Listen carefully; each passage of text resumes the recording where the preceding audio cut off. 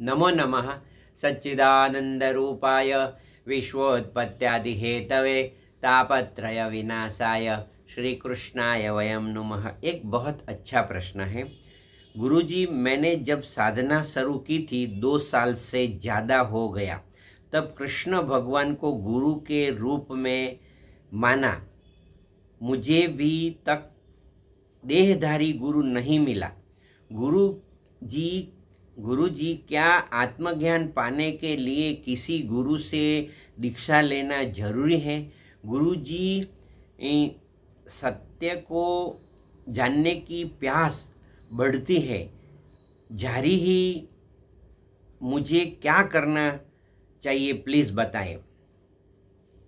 देखो, बहुत अच्छा प्रश्न है। आपने जब कृष्ण परमात्मा को गुरु माना, तो देखो, एक व्यक्ति को गुरु मानना और भगवान को गुरु मानना, उसमें 2 बातें हैं। यदि आप मन से, जैसे शंकर भगवान को मन से मानते हैं, जैसे कि चलो मैं कृष्ण भगवान को गुरु मानता हूं, तो वो आप है, सुनो, तो आपको वो जो गुरु है वो बताता है। जब आप कोई देहधारी गुरु के पास जाते हैं तो पहली बात रहती है कि देहधारी गुरु को गुरु मानना थोड़ा कठिन हो जाता है, क्योंकि वो अपने जैसा रहता है, अपने जैसे खाना खाता है, पीता है, अपने जैसे चलता है। तो एक प्रश्न मन में अहोभाव इतना नहीं आता है। तो भी आपने जब प्रश्न पूछा है तो मैं आपको बताता हूं कि यदि कृष्ण परमात्मा में आप जैसे कृष्ण भगवान को आप गुरु मानते हैं, रूप में आपने माना है, तो बहुत अच्छा है, और उसी से ही आपको सत्य का साक्षात्कार हो जाता है। अभी देखो, आपने कृष्ण परमात्मा को गुरु माना, आप मानते हैं, तो वो परमात्मा ने मुझे प्रेरणा दी कि आपका प्रश्न का जवाब दो। हो सके मैं आपका प्रश्नों को इग्नोर भी कर सकता हूं और ऐसा लिख सकता हूं, मे गॉड ब्लेस यू करके, तो वो आपके गुरु ही बता रहे हैं। तो वो जो गुरु क्या बता रहे हैं, आपके गुरु, वो मेरे मुंह से सुनिए। तो 3 बातें गुरु लोग बताते हैं कि पहले आप कौन हो, को अहम आप कौन हो। तो यदि आप बोलेंगे मैं शरीर हूं, तो गुरु बताते हैं कि आप शरीर तो है ही है, उसको रिलेटिव ऐसे अभी क्या होता है, प्रातिभाषिक सत्य बोलते हैं वेदांत की परिभाषा में। मगर बोलते हैं ये भी सत्य है, शरीर को इग्नोर नहीं कर सकते, मगर शरीर से परे भी कुछ है। वो बोलते हैं कि आप जीव है, जो जन्म लेता है और मृत्यु लेता है, जन्म मरण का जैसे जीव रहता है शरीर का आधार लेके, फिर और हो शरीर, फिर जीव और फिर आत्मा। तो जो जीव जो है उसको चिदाभास बोलते हैं वेदांत की परिभाषा में। तो आप 3 चीज हो, शरीर तो हो ही हो, फिर जीव हो, और तीसरा है आत्मा हो, ऐसा समझ लो। तो जीवात्मा ऐसे समझ लो। तो अभी आपको क्या गुरु क्या बताता है कि आप 3 बातें गुरु बताएगा। तो यदि आपको मेरे वीडियो यदि दिल को जज जाता है तो समझना आपके गुरु यही बता रहे हैं, और जो भी देहधारी गुरु यही बताएगा। तो गुरु की व्याख्या ऋषि मुनियों ने बताई, इसलिए कोई गुरु गलत न बताए आपको। तो गुरु जी जो है, कोई भी गुरु है ऐसे, तो उसको पैरामीटर रहेगा। जैसे मैं बोलता हूं कि गुरु ब्रह्मा गुरु विष्णु गुरुर्देवो महेश्वर गुरु साक्षात परब्रह्म तस्मै श्री गुरुवे नमः। तो स्थूल शरीर जो रहता है उसमें सूक्ष्म शरीर है, तो गुरु ब्रह्मा, तो वो जो ब्रह्म ग्रंथि है, फिर विष्णु ग्रंथि और रुद्र ग्रंथि है। तो वो सूक्ष्म शरीर के बारे में भी गुरु बताना चाहिए आपको। गुरु जी को, जो आपके गुरु है, उसको इतना बताना चाहिए कि आप शरीर भी हो और स्थूल शरीर भी है, और सूक्ष्म शरीर में कुंडलिनी शक्ति के बारे में भी बताओ। फिर आगे जाता है गुरु को क्या करना चाहिए, अखंडम मंडलाकारम व्याप्तम येन चराचरम तत्पदम दर्शितम येन तस्मै श्री गुरुवे नमः। ये व्याख्या है, वो प्रमाण है कि ये प्रमाण से मालूम पड़ेगा कि गुरु को इतना बताना है। तो बोलते हैं अखंडम, आप अखंड है, आप शरीर नहीं है, आत्मा तो अखंड है। मंडलाकारम, मंडलाकारम मतलब मंडल का मतलब गोल, ऐसे राउंड पकड़ लो तो आप पूर्ण है। गुरु बताएगा कि आप पूर्ण है। यहां जप करे या ना करे, सुनो, यहां मंत्र करे ना करे, ध्यान करे ना करे, आप पूर्ण हो। अहम ओम पूर्णमदः पूर्णमिदम, पूर्ण में से पूर्ण निकलता है तो पूर्ण ही रहता है। तो ये दूसरा जो गुरु बताए कि आप अखंड हो, मंडलाकारम पूर्ण हो, अखंडम मंडलाकारम व्याप्तम येन चराचरम। आपका जो चैतन्य है ना, वो इधर भी है, अरे कहीं एवरीवेयर। यदि एक एटम की बात करते हैं तो आज का जो मॉडर्न साइंस है क्वांटम फिजिक्स बताता है कि whole universe is interconnected. Once you interfere with one part of the universe, message goes to entire universe.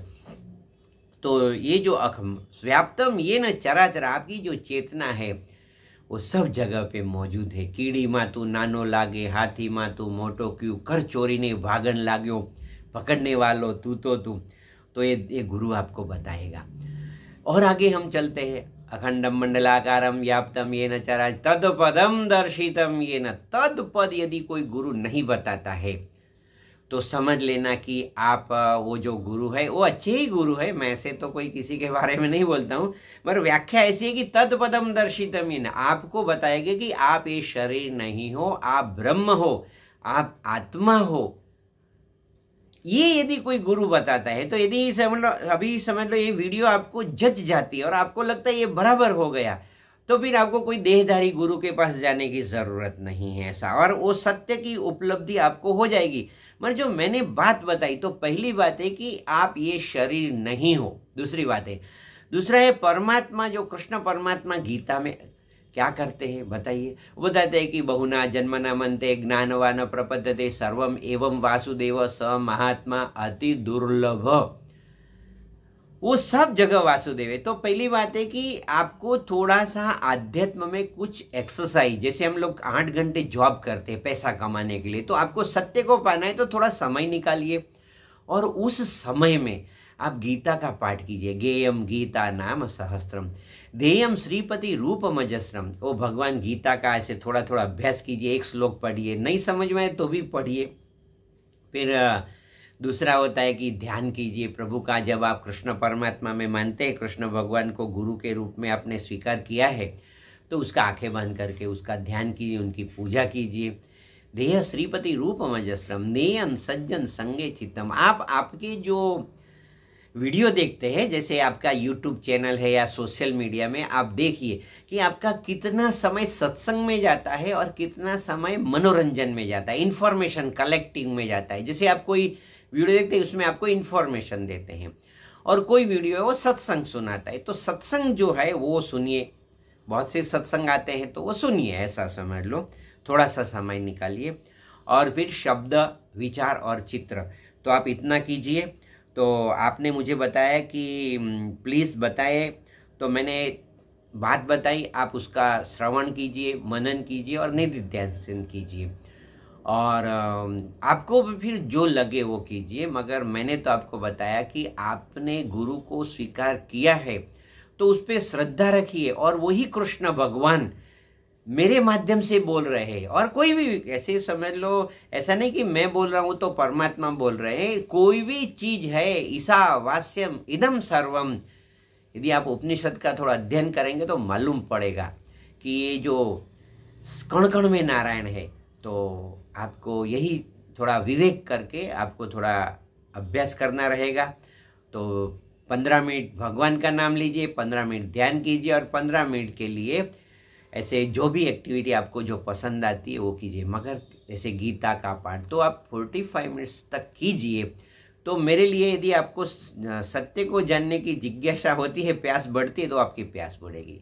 आपका स्वरूप जो है ना वो सत्य है, आप सत्य स्वरूप है। जो मैं पहला श्लोक बोला सच्चिदानंद रूप है, आपका जो स्वरूप है वो सत स्वरूप है। तो अपने स्वरूप की उपलब्धि, मेरे जो वीडियो बनाने का मकसद है कि सुनने वाले को उसका जो स्वरूप है ना उसके बारे में मालूम हो जाए। स्वरूप की उपलब्धि, आत्म साक्षात्कार या फिर enlightenment, you know that you are divine soul. ऐसे मत समझिए आप कौन होता, ऐसे मैं ब्रह्म हूँ, मैं दिव्य आत्मा हूँ।